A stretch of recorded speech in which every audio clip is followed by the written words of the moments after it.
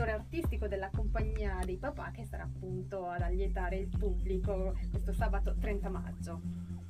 Sì, Canonica in Pretura è uno spettacolo nato nel 2010, il testo originario è quello di Marco Bortolin che poi noi abbiamo riadattato per le nostre potenzialità. È uno spettacolo, una commedia farsesca molto divertente, abbiamo inserito addirittura un cartone animato per presentare un po' la situazione. Questo spettacolo si intitola Canonica in Pretura con il riadattamento di tutti i ragazzi della compagnia che hanno appunto contribuito a fare una macchina comica notevole. Canonica è anche la donna delle pulizie, che è un nuovo personaggio che introduciamo proprio questa volta. Anche la donna delle pulizie è un antagonista.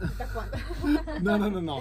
In questo caso la donna delle pulizie non è un antagonista, ma che apre e chiude lo spettacolo in modo divertente, le gag comiche. Abbiamo creato ad hoc il personaggio. Un'altra nota comica, Lella Spazza, che sarebbe appunto la donna delle pulizie. Ne abbiamo nomi tipo Lella Spazza oppure Renata Minetto, che sono tutti nomi. Sarà fatto da Daniele Vaccari, ma lui ha questo modo, questo atteggiamento molto spigliato, molto naturale, che piace molto. In cui si parla di solidarietà. Sì, esatto. In questo caso l'ingresso è libero, esentarsi. Sai però che alla fine dovrai premiare un pochettino la buona volontà di sta gente che fa lo spettacolo e soprattutto la grande attività che c'è dietro. Il nostro premio è ottenere un risultato da poter donare alle associazioni, perché noi facciamo tutto gratuitamente proprio per questo, cerchiamo gli spazi gratuiti tutti quanti e vi aspettiamo il 30 maggio per Canonica in Pretura all'auditorium della Provincia.